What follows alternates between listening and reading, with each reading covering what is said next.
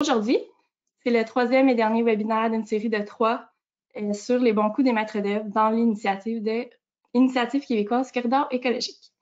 Donc, durant chacun des webinaires, les organismes sont venus nous présenter le travail qu'ils ont effectué dans leurs régions respectives pour favoriser la connectivité par la création, le maintien et la restauration des corridors écologiques. Donc, avec nous, on a 4 organismes aujourd'hui, comme vous voyez sur l'écran, qui vont venir nous partager leurs bons coups. Mais avant de débuter, je vais laisser la parole à Marie-André Tougatelier, chargée de projet responsable de l'IQCE, qui va nous introduire un petit peu le projet et les organismes présentateurs. Donc, bon webinaire à tous et merci. Merci Charlotte. J'en profite pour dire merci aussi pour l'organisation des 3 webinaires de la série. Donc déjà le dernier aujourd'hui, mais non le moindre. Donc aujourd'hui, on va aller en Outaouais avec Sénédra Poulain du Conseil régional de l'environnement et du développement durable de l'Outaouais. On va aller également en Estrie avec Victor Grivenier-Dumoulin de Corridor Appalachien. Ensuite de ça, en Mauricie, avec Lauriane Dano d'Environnement Mauricie. Puis finalement, dans Lanaudière, avec Michel Leboeuf de la Fiducie des écosystèmes de Lanaudière. En conclusion, je vais vous présenter aussi un peu là, une synthèse de ce qu'on a fait dans la dernière année là, à l'échelle de l'IQCE. Si jamais vous avez manqué les derniers webinaires, parce que celui-ci, c'est le 3e de la série, sachez qu'ils sont disponibles en ligne, là, entre autres sur le site du RMN. N'oubliez pas, si vous avez des questions, vous pouvez les écrire dans le chat. Les présentateurs vont pouvoir répondre à la toute fin des présentations. Puis, juste avant de débuter, j'attire votre attention au bas de l'écran pour souligner les contributions de 2 bailleurs de fonds qui sont importants pour l'initiative. D'abord, une contribution du gouvernement du Québec tirée du programme Action Climat Québec et qui rejoint les objectifs du plan pour une économie verte 2030. S'ajoute à ça une contribution financière de la Fondation Woodcock et des contributions d'autres partenaires financiers au niveau des régions du projet. Donc, je vais passer pour la première présentation la parole à Sénédra du Credo. À toi, Sénédra.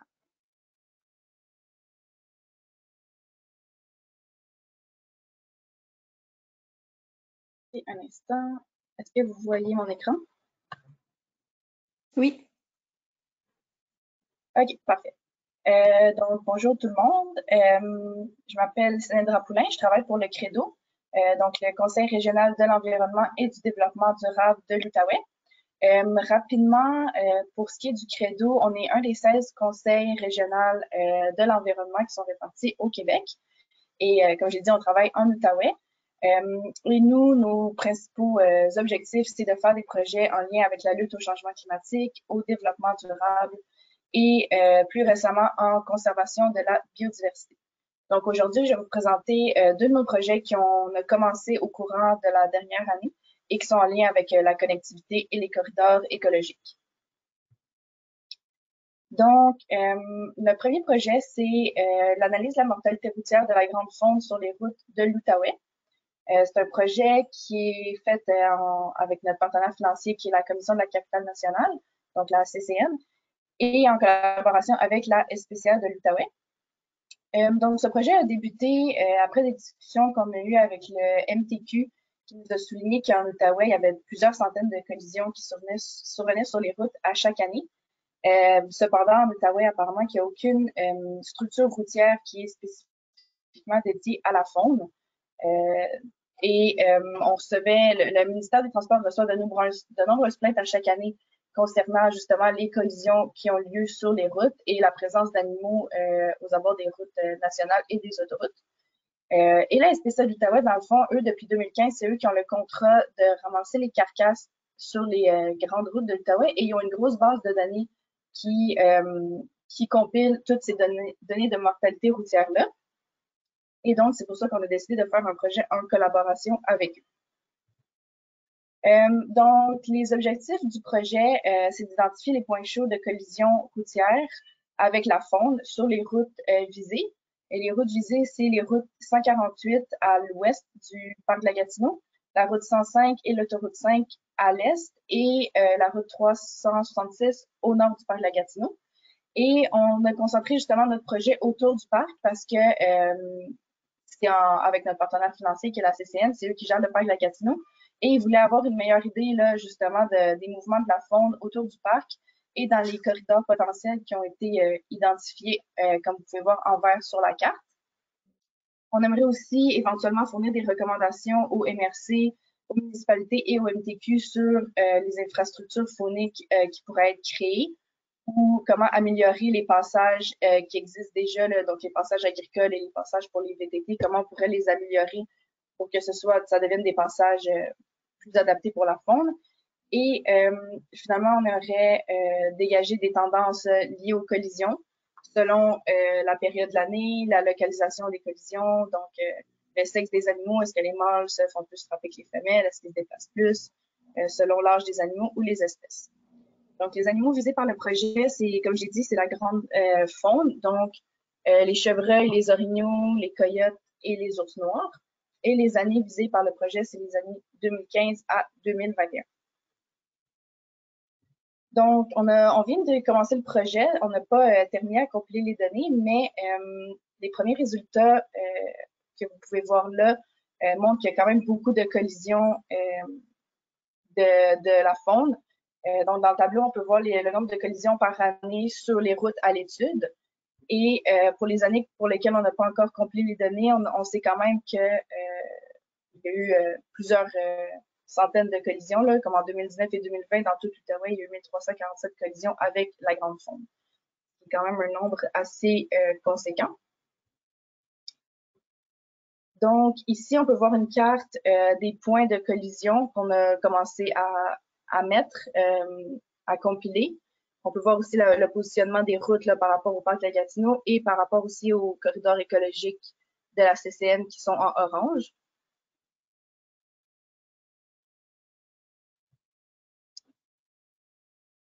Donc, on aimerait continuer ce projet-là à long terme.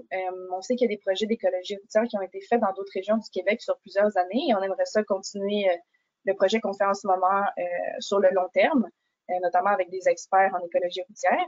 On aimerait évidemment mettre en place des passages fauniques pour la faune sur les routes de l'Outaouais, au point chaud qu'on aurait identifié. On aimerait ça aussi valider le passage des animaux à l'aide de caméras pour voir si les données concordent avec la réalité. Finalement, on aimerait mettre de l'avant la plateforme Stop Carcasse. C'est une plateforme qui a été mise en place par CNC, je crois, et c'est une plateforme de sciences citoyennes, donc pour lesquelles les citoyens pourraient contribuer aux données là, de mortalité routière. On aimerait aussi étendre le territoire sur lequel on fait l'étude, donc sur les routes 148 et 366, mais à l'est, et sur la route 105 au nord, et spécifiquement aussi sur l'autoroute 50, qu'on peut voir sur la carte. Il y a plusieurs passages qui ont été identifiés comme passages fauniques potentiels par le MTQ. Donc, ce serait une possibilité de construire des infrastructures là. Et aussi, l'autoroute 50, elle coupe l'Outaouais de ouest en est. Donc, c'est quand même une grosse barrière au déplacement des animaux. Donc, ce serait intéressant de faire notre projet sur cette route-là aussi. Et finalement, on aimerait inclure la petite faune dans les prochaines étapes du projet et pas juste la grande faune. Donc là, je vais vous parler de notre deuxième projet qui est en cours en ce moment, qui est l'établissement d'une servitude de conservation sur un terrain privé à des fins de connectivité. Donc, ça a lieu, ce projet-là, dans la MRC de Papineau, qui est à l'est de l'Outaouais. Et la MRC, elle veut établir sur son territoire un réseau de corridors écologiques qui sont surtout qui lient le nord au sud de la MRC. Et il y a un propriétaire privé qui est propriétaire de 4 lots boisés, comme vous pouvez voir sur la carte, qui désire venir bonifier ce réseau-là en établissant une servitude de conservation parce que dans la région où il habite, la MRC n'a pas proposé de corridor nécessairement. Donc, il aimerait ça participer là, à la conservation de son coin de MRC en protégeant ses terrains et il renoncerait à réaliser chez lui des activités dommageables pour l'environnement. Donc, aucune exploitation commerciale de quelque sorte. On a fait des études sur le terrain et ces territoires-là, ils ont une faune et une flore diversifiées, ainsi que beaucoup d'habitats d'importance, des espèces en péril, etc. Et sont de part et d'autre de l'autoroute 50, ce qui est quand même important là, pour la connectivité régionale. Donc, les objectifs du projet, il y en a beaucoup. Premièrement, comme je l'ai dit, on veut bonifier le réseau de corridors écologiques proposé par la MRC. On aimerait aussi assurer la connectivité nord-sud dans un contexte de changement climatique, surtout par rapport à l'autoroute 50. On aimerait établir un corridor de déplacement entre les aires protégées du sud, donc qui bordent la rivière des Outaouais, le refuge des Grandes Baies, le parc de plaisance et les aires protégées qui se trouvent au nord, donc réserve Forêt-la-Blanche, réserve faunique Papineau-Labelle et réserve de biodiversité Mashpiki. Les autres objectifs, c'est de protéger la biodiversité sur le terrain. Comme je l'ai dit, on a plusieurs espèces à statut, plusieurs espèces de végétaux comme le noyer cendré et une espèce d'oiseau à statut, la grive des bois qui a été repérée dans la région. On aimerait également inspirer les autres propriétaires régionaux à considérer la conservation de leur terrain par des fins de connectivité. Et finalement, le propriétaire aussi a manifesté l'intérêt de construire un passage faunique sur son terrain qui lierait les deux côtés de l'autoroute 50 si jamais ça venait dans les plans du ministère des Transports. Finalement, je vais parler rapidement de deux autres projets qui sont en cours au Credo par rapport à la connectivité. Donc, premièrement, on a le maintien et rétablissement de la connectivité biologique aux abords de plusieurs rivières qui sont en Outaouais. Donc, ce projet-là, c'est un projet qui est en partenariat avec des producteurs agricoles qui a pour but de restaurer et revégétaliser des bandes riveraines et des coulées agricoles sur leur terrain pour créer des corridors écologiques et améliorer la conservation de la biodiversité. Et finalement, on a fait faire une analyse de la connectivité des habitats de certaines espèces en péril qui sont en terre privée en Outaouais dans le but justement de venir améliorer les efforts de conservation et de connectivité pour ces espèces-là. Donc, c'est tout pour moi. Merci beaucoup, Sénédra. Je vais passer la parole à Victor de Corridor Appalachiens. Voilà, Victor, tu peux partager ton écran. Super. Tout le monde voit mon écran? Oui. Parfait. Donc, aujourd'hui, Corridor Appalachien est vraiment heureux de venir présenter son bon coup parce que ça fait longtemps qu'on en parle, puis ça va apporter plusieurs notes positives là, sur le thème de la connectivité. Dans le fond, je viens vous présenter le plan de connectivité de l'autoroute 10. Qui est notre gros morceau là, qu'on travaille depuis plusieurs années, qui touche le secteur de l'autoroute 10 entre Bromont et Sherbrooke. Donc, le territoire de Corridor Appalachien est au sud du Québec et touche la frontière américaine et est un secteur où notre réseau écologique est déjà bien connu. Vous voyez sur la carte, on a nos noyaux d'habitat qui sont les zones en vert foncé, les zones mauves qui sont les corridors qui relient ces noyaux d'habitat-là. Tout ce que vous voyez en rouge, c'est des zones qui sont déjà protégées à perpétuité par différents types d'ententes de conservation volontaire à l'aide de tous nos partenaires sur le territoire. Et là, notre grosse barrière à la connectivité sur notre territoire, comme on peut le voir, c'est l'autoroute 10, qui est la ligne noire qui traverse le haut de notre territoire. Donc, on se devait de se pencher sur comment améliorer notre connectivité à ce niveau-là, étant donné que le secteur du sud du Québec où on travaille est connu comme une route pratiquement obligatoire pour plusieurs espèces là, qui vont vouloir monter avec les changements climatiques, tant amphibiens, oiseaux, reptiles, mammifères. Donc, on a voulu se pencher. On avait déjà beaucoup de documentation. Nos projets entourant l'autoroute 10 datent pas d'hier. Depuis 2014, on travaille dans ce secteur-là. On a fait un protocole d'identification de protection des corridors et des passages fauniques. On a délimité tous nos corridors. On a fait une analyse des infrastructures en place puis l'identification de 4 secteurs prioritaires. Donc, par infrastructure en place, je parle les ponceaux qui passent sur l'autoroute, les viaducs, les ponts, pour pouvoir analyser quelles espèces les utilisent déjà, puis comment on pourrait les améliorer pour favoriser le passage de la faune. On a aussi tenté d'étudier la mortalité routière. Donc, on a une équipe de l'Université de Concordia avec le laboratoire de Jochen Jaeger qui a patrouillé l'autoroute pour déterminer les points chauds et les points froids de mortalité routière pour pouvoir nous outiller là, justement dans notre plan de connectivité à venir cibler des endroits où la mortalité est plus grande. Avant le plan de connectivité, on avait 4 zones prioritaires qui avaient été déterminées par l'étude de la mortalité qui était déjà documentée principalement par les patrouilleurs du MTQ, la présence de milieux naturels et plusieurs critères. Donc, ces 4 zones-là ont été ciblées plus précisément pour trouver dans le plan de connectivité à quel emplacement on devrait mettre des aménagements pour pouvoir favoriser le passage de la faune puis tenter de travailler avec le MTQ pour mettre le tout de l'avant là, et mettre le tout en place. Donc, le plan de connectivité avait 5 grands objectifs. Rassembler, cartographier puis synthétiser toutes les données des études faites dans les dernières années. Réaliser une revue de littérature sur les structures permettant le passage sécuritaire de la faune.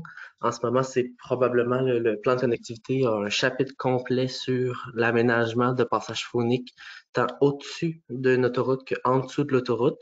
Le type de structure peut facilement être adaptable à une route à numéro. C'est peut-être moins des structures qui sont intéressantes pour des routes de campagne, mais si vous prévoyez l'aménagement de passages fauniques sur des routes à numéro passantes ou sur une autoroute, vous avez vraiment une revue de littérature complète de toutes les options possibles.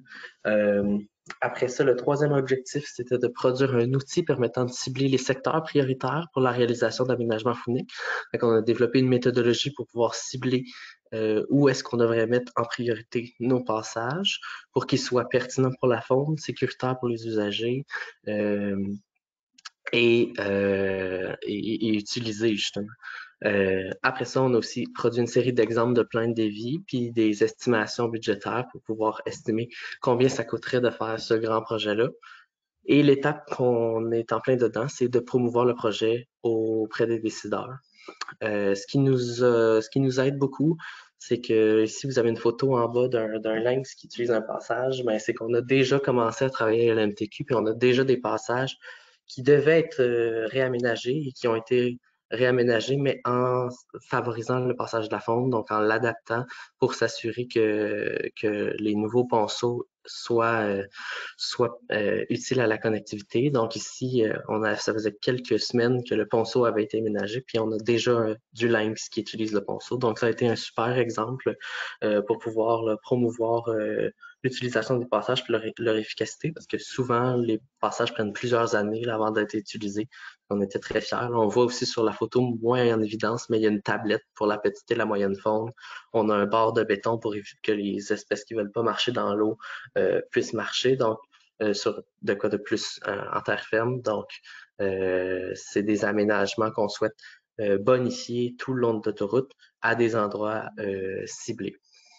Le résultat de notre plan de connectivité, mais ça a été des cartes de ce style-là qui visent chaque zone prioritaire et recommandent l'aménagement de passages fauniques à certains endroits qui sont stratégiques au niveau de la mortalité routière, au niveau de l'emplacement des milieux naturels de part et d'autre, parce qu'on ne veut pas aménager un passage faunique, puis le passage faunique arrive dans un centre d'achat ou dans des résidences. Donc, on veut s'assurer que de part et d'autre, il y ait des milieux naturels disponibles pour les espèces qui vont l'utiliser. Donc, ça permet de vraiment cibler des lieux qui sont stratégiques puis qui vont augmenter la sécurité routière au niveau de l'autoroute aussi, parce qu'on veut s'assurer que les espèces qui étaient victimes d'accidents utilisent ces passages maintenant et que les usagers là, soient plus en sécurité le long de l'autoroute 10. Donc, nos objectifs maintenant, suite à la publication de ce plan de connectivité-là, qui est disponible pour le partage. Donc, vous pouvez nous contacter si vous n'avez pas déjà une copie de disponible. Mais c'est d'avoir un engagement clair du MTQ. Ça, on a déjà des bons échos. On ne pensait pas avoir rapidement un appui du ministre. Là, les élections sont passées, donc on sait déjà que que les choses devraient pas trop bouger, mais donc on a déjà l'appui du ministère des Transports. On a des appuis politiques, tant au niveau des ministères, mais aussi des municipalités tout le long de l'autoroute, ce qui est essentiel pour pouvoir s'assurer justement d'éviter le développement de part et d'autre de nos passages phoniques. On veut optimiser les structures existantes. On n'est pas dans une optique où on veut bloquer l'autoroute pour juste construire un passage pour la faune. On veut travailler avec le MTQ pour s'assurer que s'il y a des travaux à faire, ben, on rajoute en plus l'optique connectivité, l'optique de réaménagement pour favoriser le passage de la faune. C'est sûr qu'on parle vraiment de recommandations qui vont jusqu'à aller, comme vous le voyez sur l'image, à proposer des ponts verts sur l'autoroute qui sont pas utilisables par les humains, qui sont exclusifs à l'usage de la faune. Mais la possibilité justement de réaménager une partie de l'autoroute et en plus de construire ça, comme ça on double l'utilisation puis la fermeture de l'autoroute, là, puis on a moins de pertes financières. On a l'avantage aussi que dans les dernières années, il y a plusieurs études qui ont pu démontrer que l'installation de ces structures-là viennent au bout de quelques années à être rééquilibrées par le fait qu'il y a moins d'accidents, donc on a moins de réaménagement de structures à faire, de coûts à payer pour les victimes de la route et les dommages faits aux voitures selon les types d'accidents qu'il y a sur la route. En plus de construire des nouveaux passages, ben, il faut coupler ça avec l'installation de clôtures dans certains secteurs. Fait qu'on travaille aussi là, à réfléchir à où est-ce qu'on devrait installer de la clôture, puis s'assurer que de part et d'autre de nos passages, on a de la protection des milieux naturels, idéalement à perpétuité. Dans nos grandes étapes du projet, ben là, on est déjà rendu, là, le plan de connectivité est prêt. Donc, les élections sont passées, donc on est vraiment rendu à l'étape de sensibilisation sociale, d'adoption de politiques, de rencontrer les acteurs qui vont pouvoir s'assurer que le plan arrive à bon terme pour qu'on aille là, des nouvelles structures qui soient aménagées. La documentation est déjà toute là, on sait quel type de structure pourrait être intéressante. Donc, ça nous permet là, de vraiment plus avancer, puis d'avoir déjà la science derrière nous pour pouvoir juste aller chercher le côté de l'acceptabilité sociale et l'appui des différents acteurs. Dans nos cibles, puis les partenaires justement qu'on tente d'aller rejoindre, ben, notre cœur de cible, c'est les partis au pouvoir, tant au niveau fédéral que provincial, les hauts fonctionnaires des ministères, les maires, qu'on appelle les maires leaders, donc des maires qui sont prêts à embarquer dans ce projet-là, qui sont maires de municipalités le long de l'autoroute 10. On a l'appui aussi des partis politiques de l'opposition, donc qui peuvent aussi nous aider à faire avancer le projet. Après ça, on a les partenaires de soutien puis de relais, les municipalités, MRC, les organismes de conservation de la région qui vont pouvoir venir nous aider à s'assurer de la protection du territoire de part et d'autre de nos structures qui vont être aménagées. Puis c'est sûr qu'on veut tout le volet public, donc les médias, les citoyens, qui soient rassurés que ces structures-là sont construites aussi pour eux et pas juste pour la faune, parce que la sécurité de l'autoroute va être assurée là, par la création de ces passages-là. Donc, jusqu'à maintenant, pour terminer, ben, le projet là, a eu une portée assez incroyable. Donc, on a présenté déjà, on a présenté le projet, ça a fait ça a été publié dans plusieurs médias. Donc, on a vraiment un appui fort, tant politique qu'au niveau des citoyens de la région. Donc, on peut espérer là, que dans un horizon de plus en plus petit, là, on ait peut-être le premier pont vert au-dessus de l'autoroute ou du moins des structures aménagées qui passent sous l'autoroute en plus grand nombre. Donc, la connectivité de notre secteur va être assurée au niveau de l'autoroute 10. Merci beaucoup, Victor. Ah, désolé, il te restait une petite dernière slide. Ah, ben c'est le merci final. Merci de l'invitation. Merci. Super intéressant. Maintenant, on va passer la parole à Lauriane de Environnement Mauricie. Est-ce que... Non, c'est pas ça, on l'avait testé. Hein? Voilà. Est-ce que vous voyez mon écran? Et on voit pas les PowerPoint, par contre. Là, on voit le bureau. OK.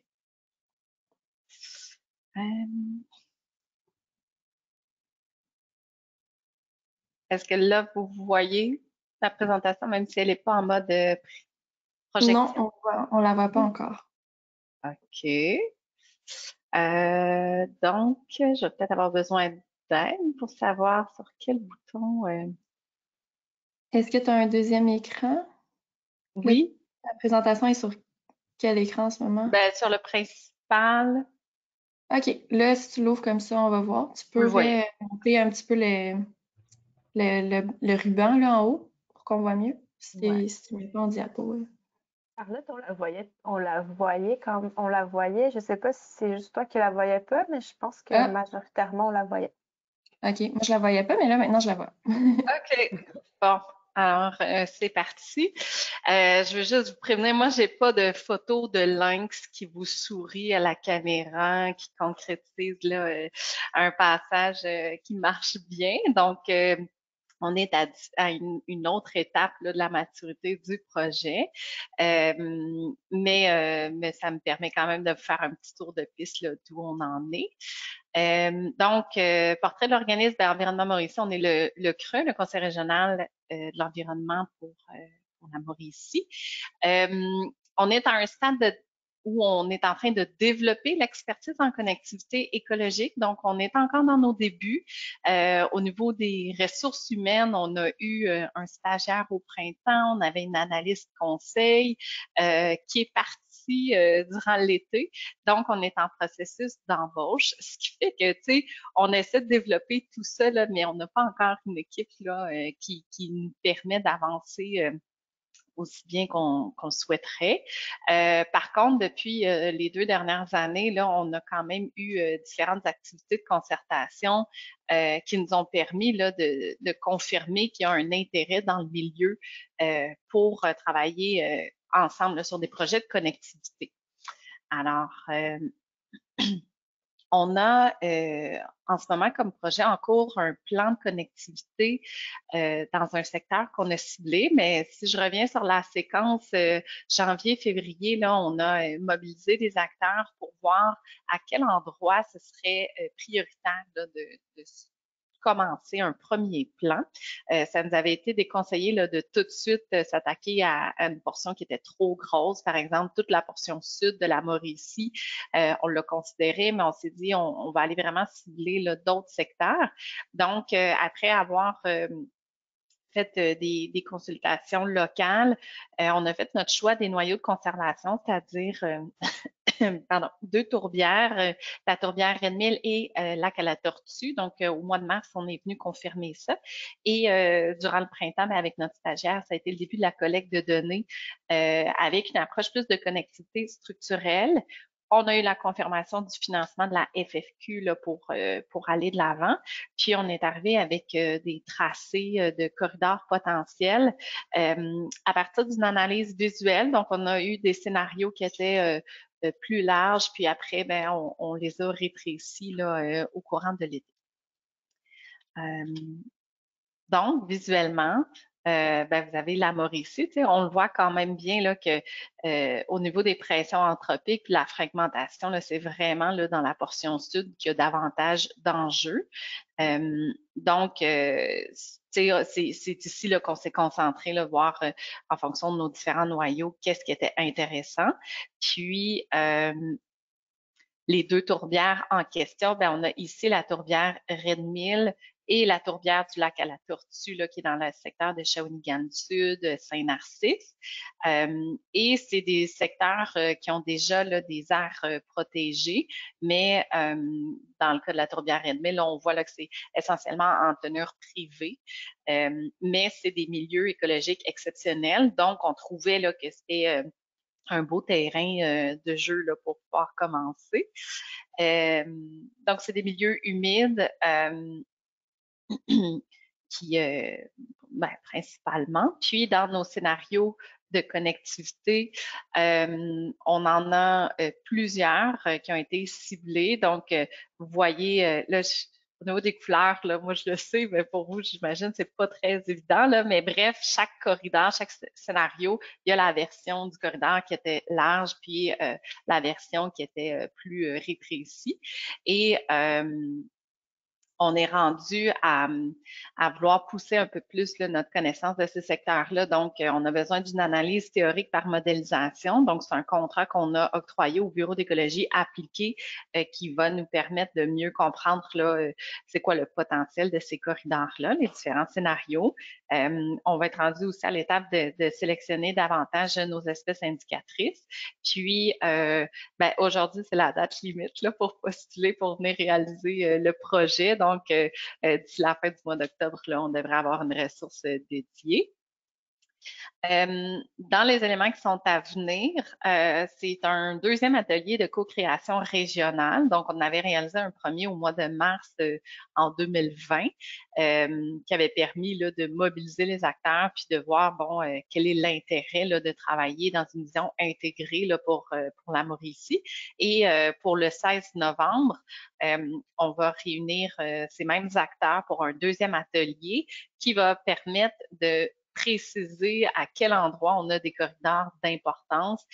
Puis là, vraiment pour la portion sud de la Mauricie, ça sera l'occasion aussi de présenter les résultats d'une étude que Habitat a réalisée là, pour le grand écosystème du Parc national de la Mauricie.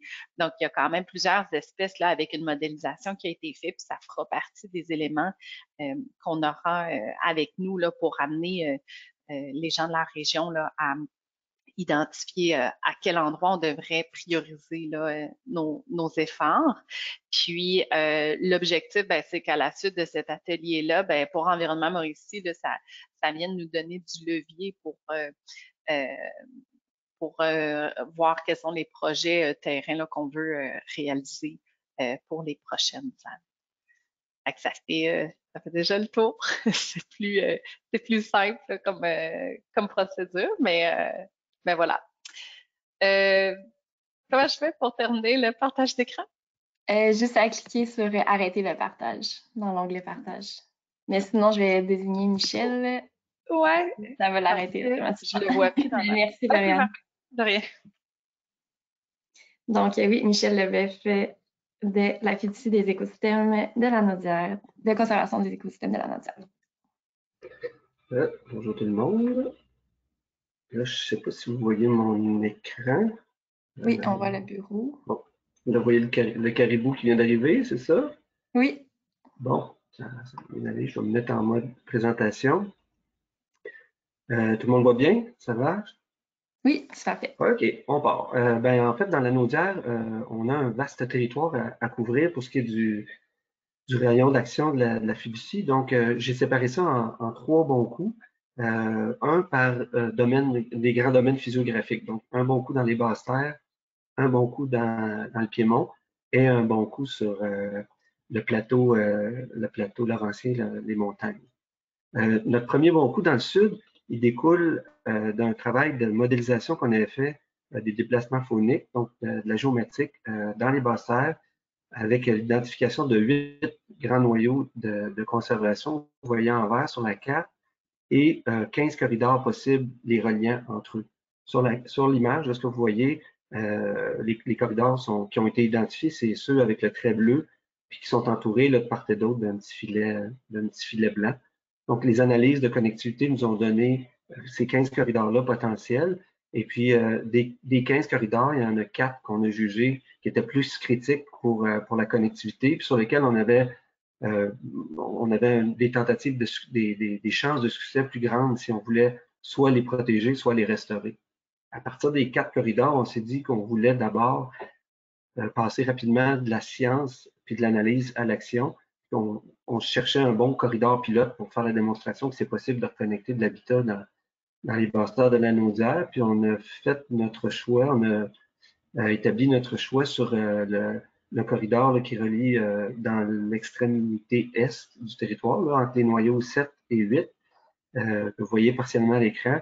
Un corridor qui est assez long, qui est boisé sur l'ensemble du parcours, sauf dans la région qui est surlignée en jaune, où on avait une interruption dans la connectivité de 450-500 mètres seulement. Puis là, ça nous permettait de reconnecter assez facilement. On trouvait que c'était une bouchée qui était facile à manger pour une première restauration de connectivité dans notre territoire. Alors, on est allé faire un peu un premier repérage du corridor comme tel. Puis effectivement, ce qui avait été ressorti dans les analyses, on l'a confirmé sur le terrain, on était entre deux grands massifs forestiers, à peu de distance les uns des autres, et c'était une friche dans une coulée agricole qui était propice à de l'aménagement. On a eu la chance d'avoir, en fait, on avait la chance d'avoir un seul propriétaire pour l'ensemble du corridor, qui est un agriculteur là, qui est dans la grande culture, il fait du maïs puis du soya. Puis évidemment, ce secteur-là qui est en forte pente, ben, il ne pouvait pas l'exploiter. Puis année après année, il perdait du terrain dans sa coulée agricole parce que il y avait un petit peu d'érosion de part et d'autre du ruisseau. Donc, il était très favorable dès le départ à ce qu'on aménage, qu'on rétablisse la connectivité en implémentant des espèces, des essences végétales sur l'ensemble du corridor. Fait que vous voyez sur l'image un peu, là, on a fait un fichier de forme du corridor comme tel, qui représente là, à peu près 4,2 hectares. Les petites étoiles jaunes que vous voyez, ce sont des stations d'inventaire. On a dit, bon, on avait la chance de pouvoir faire des études, des inventaires biologiques, principalement d'oiseaux puis de chauves-souris, puis de mouvements phoniques avant l'installation du corridor. Puis là, ben, une génération ou deux après moi, là, on pourra mesurer si on a atteint notre cible quand la canopée va être suffisamment élevée pour mesurer le succès de déplacement phonique des espèces dans le corridor. Comme je dis, tout ça s'est fait très vite. On a rencontré le propriétaire au mois de janvier de l'année dernière, en 2021. Puis dès le printemps suivant, on commençait à planter pour rétablir la connectivité. On a fait des plantations au printemps, à l'automne 2021, donc printemps 21, automne 21. On a terminé au printemps de cette année, en 2022, parce qu'il nous manquait des essences là, qui n'étaient pas disponibles à l'époque. Donc, on a géolocalisé tous les arbres qui ont été plantés. On a pris soin de noter l'essence qu'on avait plantée et on va suivre leur croissance puis leur taux de survie là, dans les prochaines années. Donc, c'est un projet qui, grosso modo, on a planté de mémoire 220 ou 240 arbres. On essaie d'avoir un gradient écologique identique du sud vers le nord, c'est-à-dire que les deux massifs forestiers n'ont pas tout à fait les mêmes caractéristiques écoforestières. Donc, on essaie de faire un gradient non seulement pour que le corridor soit perméable au mouvement phonique, mais en même temps qu'on ait une certaine pertinence écologique là, entre les deux massifs forestiers. Donc, c'est pour ça que les essences ont changé un peu là, du sud au nord. Après ça, on a balisé le corridor pour être certain qu'il n'y aurait pas de BTT ou surtout de skidoo qui passe sur le site en hiver. Et le financement, ben, on l'a obtenu en partie de la Fondation de la Faune. Puis, il faut souligner dans le cadre de ce projet-là, où on a fait ça en partenariat avec le ministère Forêt, Faune et Parc. Le ministère était chargé de plus la partie aménagement, le travail plus de terrain, de conception des aménagements puis de réalisation. La fiducie, on s'occupait plus de la science et puis des contacts avec le propriétaire. Donc ça, c'est notre bon coup dans le sud. Dans le Piémont, deuxième bon coup, ben, en fait, il est très simple à expliquer, c'est une seule diapo. C'est un règlement de contrôle intérimaire que la MRC de Montcalm, qui est une des 6 MRC de la Naudière, a entériné cet été concernant des milieux à protéger. Vous voyez sur la carte, là, tous les milieux qui sont là, ce sont des milieux qui sont maintenant, en fait, qui sont sous une demande a été envoyée au ministre des Affaires municipales pour considération. Donc, vraisemblablement, d'ici quelques semaines, ça va être réglé parce que ça a été voté par le conseil de la MRC, ça a été envoyé à Québec. Donc, essentiellement, ce que la MRC a fait, c'est de reprendre le travail de connectivité qu'on avait fait dans leur secteur à eux, puis de faire en sorte qu'on priorise ces milieux-là et qu'on les protège à partir de cet été. Donc, vous voyez, il s'est passé en 2018, 2019, 2022, quelques années où on a accompagné la MRC dans son cheminement, puis ça finit par aboutir en 4100 quelques hectares là, qui sont désormais soustraits au développement résidentiel, commercial, industriel, puis à l'abattage d'arbres.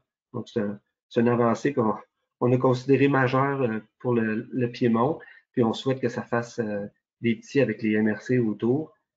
Puis si je superposais la carte que je vous ai montrée au début là, de notre plan de connectivité, ben, c'est essentiellement exactement les mêmes milieux puis les mêmes corridors qu'on a identifiés dans nos analyses. Dernier bon coup, c'est dans le nord. Pourquoi on est allé dans le nord? Parce que dans l'anaudière, il y a comme deux lanaudières. Il y a le lanaudière des Basses-Terres, de l'anaudoise, où il y a beaucoup de fragmentation d'habitat, il y a beaucoup de développement. Mais dans le nord, on est encore dans des secteurs où il y a très peu de fragmentation, un peu comme Lauriane nous a montré en Mauricie. Mais on s'est dit que l'idée, ce serait pour une fois, on peut être en avant du développement, en avant d'agir avant que les promoteurs ou les développements surviennent sur un territoire. Donc, on a jugé pertinent non seulement d'établir 8 noyaux de conservation dans les Basses-Terres, mais d'aller en porter 4 autres, soit dans le Piémont, soit dans les montagnes, dans des secteurs qui ne sont pas encore fragmentés. Donc, on a choisi 4 gros noyaux dans le nord, puis un de ces noyaux-là sur lequel on veut travailler. Donc, on avait 8 noyaux dans le sud, 4 noyaux dans le nord, ce qui explique qu'on a un score de 12 noyaux. Le noyau sur lequel on travaille le plus intensivement actuellement, c'est celui de la vallée de la Rivière-Noire, parce que, ben, comme vous le voyez sur la carte, il y a déjà essentiellement 800 hectares qui sont protégés dans ce secteur-là. Non seulement la fiducie protège plusieurs dizaines d'hectares, on est à près de 200 hectares protégés par la fiducie, mais il y avait aussi des refuges biologiques du ministère Forêt, Faune et Parcs, pas très loin de notre propre réserve naturelle, puis d'autres groupes citoyens qui avaient protégé des superficies, puis il y a des parcs régionaux de la Matawini. Donc, on s'est dit, voici un corridor sur lequel il faut qu'on mette qu'on prenne une grande attention. On a donc 800 hectares de protégés sur ce terrain-là, dans ce secteur-là. Puis, fait non négligeable, c'est que c'est un noyau qui suit la vallée de la Rivière-Noire, donc il est dans un axe nord-sud. Donc, pour la migration des espèces dans un monde de changement climatique, on trouvait ça pertinent d'être capable de pouvoir suivre, dans le fond, la progression attendue des espèces vers le nord. Donc, c'est pour ça qu'on a décidé d'agir là. Puis, dans ce secteur-là qu'on a ciblé, on a décidé de s'associer avec un organisme qui s'appelle Loisirs et Sports Lanaudière. Puis, l'objectif, c'est de marier la conservation et la pratique du plein air. Parce que quand on va rencontrer des municipalités ou des MRC avec notre chapeau de biologiste de la conservation, on a un accueil qui est X, mais quand on se fait accompagner par des gens qui veulent développer le plein air, donc qui amènent d'un développement touristique, possiblement des emplois, puis du développement économique, ben là, le message est un message Y qui s'accompagne d'un message X. Donc, on trouvait ça logique et pertinent de s'associer avec Loisirs et Sports. Puis ça, sur quoi on travaille actuellement, c'est donc dans la vallée de la Rivière-Noire, de proposer un grand corridor nature de 50 km de long qui relie deux parcs régionaux, donc le parc des Chutes Montapen au sud, puis le parc des Sept Chutes au nord, pour ceux qui connaissent un peu la Naudière, qui s'étale sur 4 municipalités, puis qui a une largeur approximative. Là, on a dressé, là, on a fait un sketch, on a designé un corridor de 1,5 km à gauche de la rivière, 1,5 km à droite, pour le baliser grosso modo, puis commencer des consultations auprès des citoyens et des acteurs. Donc, c'est un peu le plan de match qu'on s'est donné. Là-dedans, je n'avais pas le temps de vous le montrer aujourd'hui, mais si ça vous intéresse, allez sur la page YouTube, là, le compte YouTube de la fiducie. Juste à faire fiducie écosystème de la Naudière dans YouTube.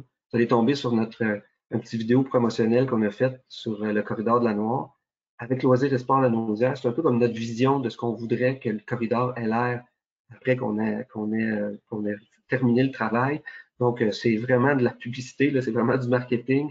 C'est comme ça qu'on a monté le projet avec Loisirs et Sports pour rendre la chose la plus dynamique possible auprès des citoyens et des élus.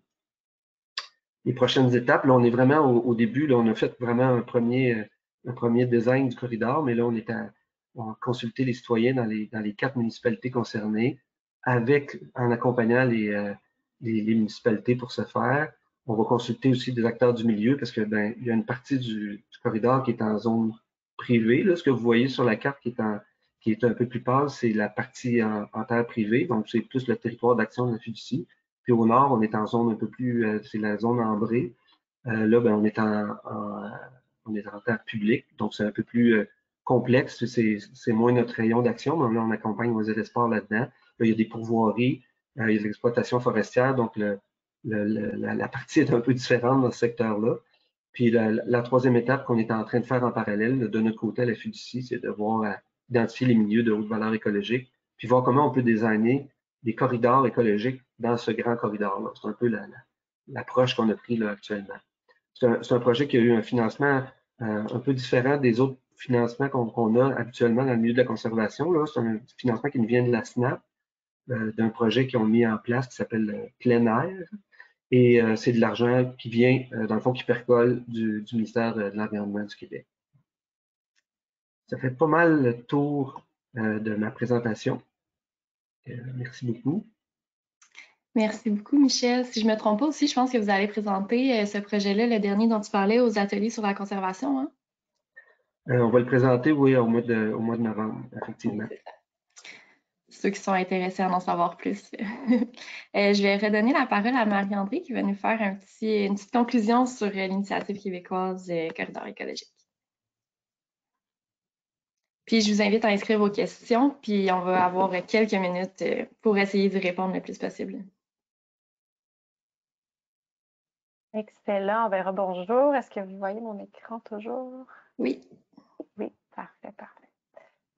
Ben, merci aux maîtres d'œuvre qui ont chacun présenté où ils en sont dans leur projet. C'est vraiment intéressant et surtout très inspirant de voir comment la connectivité se déploie dans chacun de vos secteurs. Donc, comme vous le voyez là à l'écran, il y a un total, il y a un total de 10 organismes qui agissent comme maître d'œuvre dans un total de 11 régions administratives où il y a actuellement des projets qui se font en simultané. Moi, je trouve ça extrêmement inspirant de voir ça. Je vais vous partager quelques chiffres juste pour vous montrer rapidement ce qui s'est fait dans la dernière année par les partenaires de l'IQC. Donc, attendez, roule pas.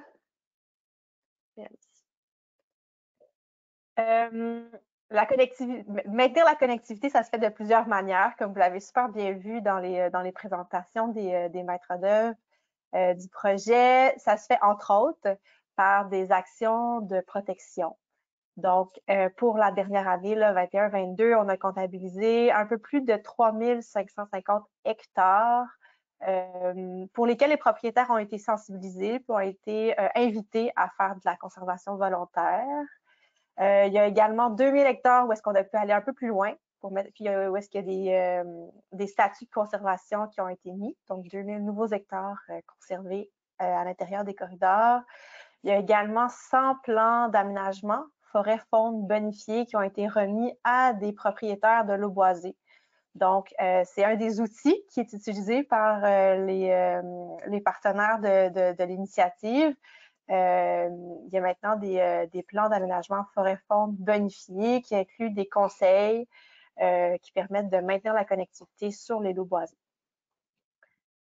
Au niveau de l'accompagnement, donc la protection, maintenant l'accompagnement, il y a beaucoup de MRC, de municipalités, pour un total de 19 qui ont été accompagnés. Donc, il y a la boîte à outils municipale qui est disponible sur le site connectivitéécologique.com. Donc, cette boîte à outils-là a été présentée par les maîtres d'œuvre aux municipalités, aux MRC. Puis par la suite, plusieurs d'entre elles ont été accompagnées d'une manière un peu plus détaillée pour les aider à voir qu'est-ce que chacune pouvait faire avec leur contexte local. Même chose pour les propriétaires forestiers ou agricoles, donc 191 propriétaires forestiers ou agricoles qui ont été accompagnés pour voir comment concrètement ils pouvaient participer à maintenir eux aussi les corridors écologiques sur leur propriété. 19 organisations forestières ont aussi participé au projet dans la dernière année, de même que 20 organisations agricoles. Il y a eu également dans la dernière année beaucoup d'ateliers et de formations qui étaient destinés aux différents groupes de partenaires, milieu municipal, milieu forestier, milieu agricole, le grand public aussi. Donc, ces ateliers, ces formations-là, c'est pour mettre de l'avant les outils qui sont disponibles de manière à ce que les gens puissent après ça les ramener dans leur milieu de travail puis les intégrer à leur propre boîte à outils. Il y a eu également de l'accompagnement auprès de certains ambassadeurs citoyens, notamment grâce à des formations de pistage. Il y a certaines de ces activités-là qui ont été co-organisées avec nos partenaires. Puis c'est toujours dans l'optique où est-ce qu'on veut que les gens s'approprient les outils qui sont en place, puis deviennent le plus autonomes possible dans l'utilisation des outils qui permettent le maintien de la connectivité. Finalement, dans les derniers volets d'action de l'initiative québécoise Corridor écologique, bien, la promotion de ce qui est fait par l'ensemble des maîtres d'œuvre, un très, très beau travail. Donc, il y a eu plusieurs entrevues dans les médias, des bulletins d'information qui ont été distribués, des activités de promotion, un très grand nombre de personnes qui ont été rejointes et l'organisation. Puis des présentations aussi dans des colloques, là, puis différents événements pour mettre de l'avant l'IFC, puis le travail qui est fait dans les différentes régions du projet. Je vous laisse avec cette carte-là qu'on a mis au tout début, en fait, dans les introductions là, des premiers webinaires qui montrent les grands secteurs où les maîtres d'œuvre sont en action. Je vous félicite, je tiens à féliciter en premier les maîtres d'œuvre vraiment pour votre travail. C'est extrêmement pertinent ce que vous faites, c'est aussi inspirant. Si vous êtes dans ce secteur-là et que vous ne travaillez pas encore avec les maîtres d'œuvre, je vous invite vraiment à les contacter parce qu'ils ont en main beaucoup d'outils et beaucoup d'informations qui peuvent faciliter le travail, l'intégration de la connectivité écologique ou des enjeux liés à la connectivité écologique à même vos projets d'organisation. Donc, voilà, merci pour votre travail, merci pour la présentation. Puis, je redonne la parole à Charlotte pour les questions s'il y en a dans le chat. Oui, merci beaucoup Marie-André. Puis je partage tes bons mots à l'égard des maîtres d'œuvre. C'est vraiment inspirant et c'est des très belles présentations. On avait quelques questions, donc je vais y aller en ordre, que je les vois ici. Pour Victor. Dans les partenaires de soutien, est-ce que vous avez pensé ajouter les groupements forestiers de la région de l'Estrie, qui sont des organismes d'aménagement des milieux naturels? Oui, les groupements, les associations forestières sont des partenaires là, clés qui sont impliqués là, dans le projet Corridor d'Eau 10. Puis on a aussi des acteurs dans le milieu agricole là, qui sont impliqués. Sachant qu'on est dans un milieu là, privé, c'est essentiel de les intégrer là, pour pouvoir là, rejoindre un maximum de citoyens. Là. Super, merci. Rajouter qu'à l'échelle du Sud du Québec aussi, là, il y a une collaboration entre l'EQC puis Groupement Forestier Québec, puis que tous les ajouts qui se sont faits dans les plans d'aménagement forestier là, au niveau de la connectivité, c'est fait en collaboration avec Groupement Forestier Québec puis certains des groupements régionaux. Merci des précisions. Prochaine question pour Michel. Dans l'aménagement de la coulée agricole, avez-vous implanté seulement des arbres? Ou si oui, pourquoi ne pas implanter des arbustes? Ton micro, Michel, est fermé. Un grand classique. C'est un milieu qui était déjà en friche, donc il y avait déjà des arbustes dans la coulée.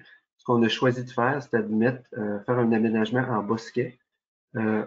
Parce que on voulait pas non plus briser le paysage ouvert pour l'agriculteur, parce que lui, il habite là, donc il voyait la coulée. Donc, il y avait une préoccupation paysagère pour lui, mais aussi pour les gens qui circulent sur la route. Donc, on a maintenu un aménagement en bosquet. On s'est appuyé sur beaucoup de littérature scientifique sur la distance entre les bosquets pour faciliter les mouvements, principalement pour les oiseaux, là, mais aussi pour la petite faune. Donc, on a planté juste des arbres, effectivement, parce qu'il y avait déjà un bon couvert d'arbustes. Super. Et on avait une question d'Olivier Côté. Est-ce que la récolte d'eau d'érable pourrait être une activité permise par un propriétaire dans le projet de servitude de conservation? C'était pas ciblé pour quelqu'un en particulier, mais... Moi, je peux répondre. Là, la sériculture est une possibilité là, dans des projets de conservation volontaire. Il faut juste respecter une série de critères, mais c'est pas du tout fermé là, d'intégrer la sériculture dans un projet. Il n'y a pas encore des tonnes d'exemples, mais il y en a quand même de plus en plus là, qui peuvent être mis de l'avant là, pour s'inspirer là, dans ce domaine-là. Merci. Prochaine question. Je ne sais pas nécessairement à qui ça s'adresse, mais il a été indiqué que les ponts phoniques ne seraient pas pour les humains. Les humains pourraient-ils y passer quand même à pied? Ben, c'est un peu pour Victor, je pense que tu peux répondre, mais... Ben, il y a deux types de passages possibles là, à ce niveau-là, là, un passage mix ou un passage exclusif. Le passage exclusif a quand même des avantages parce que certaines espèces n'aiment pas la présence de l'humain. Fait qu'on peut s'assurer de favoriser le passage de toutes les espèces avec un passage exclusif, mais on n'exclut pas du tout dans le plan de connectivité de l'autoroute 10 des passages mixtes aussi qui intègrent des activités qui permet d'avoir une période de la journée où c'est moins occupé. Donc, ça pourrait être un passage avec une piste cyclable, par exemple, qui est surtout utilisée le jour. Comme ça, la nuit, ben, on a quand même une période où la faune peut être plus tranquille puis utiliser le passage sans avoir à être intimidé par la présence.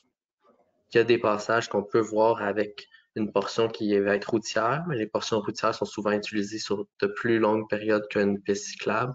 Donc là, ça devient un peu plus limitatif. Mais on n'exclut pas que ça pourrait être des options qui pourraient être utilisées là, pour des aménagements au niveau d'une autoroute ou d'une route à numéro. C'est juste qu'il faut prendre en considération que tout dépendant des espèces ciblées par le secteur, ben, certaines espèces ne vont pas aimer les passages mixtes. Merci. Pour la Mauricie, donc peut-être plus pour Lauriane, quels sont les organismes invités à établir, co-créer les corridors écologiques dans la région du parc de la Mauricie? Par exemple, l'Association des propriétaires du lac à la pêche peut-elle être invitée à y participer? Lauriane, ton micro. OK. Oui, elle peut. Le public cible, c'est des gens qui ont un pouvoir décisionnel puis un pouvoir d'action sur les corridors écologiques. Donc, on veut éviter que ce soit grand public puis qu'il y ait des citoyens qui sont simplement intéressés pour les enjeux environnementaux qui participent parce qu'on veut vraiment amener ceux qui vont pouvoir contribuer aussi à la concrétisation de corridors écologiques. Donc, c'est possible pour des représentants d'associations de lacs ou d'y être. Merci. Donc, je vois qu'il est déjà 13 heures. Je vous remercie pour vos questions là, à tous les participants. Puis, je remercie aussi les présentateurs et Marie-André d'avoir été présents avec nous aujourd'hui. C'est ça qui conclut les 3 webinaires dans le cadre des bons coups pour l'initiative Corridor écologique. Comme Marie-André l'a dit au début, les 2 premières vidéos les 2 premiers webinaires sont déjà présents sur notre chaîne YouTube, puis celle-ci va l'être également cet après-midi. Vous allez recevoir un courriel contenant le lien. Sinon, ben, continuez le beau travail, ça serait mon mot de la fin, puis continuez à suivre nos activités aussi, puis les activités des organismes, c'est toujours très, très pertinent et inspirant. Je vais vous laisser là-dessus, puis je vous souhaite une bonne après-midi. Merci pour l'organisation.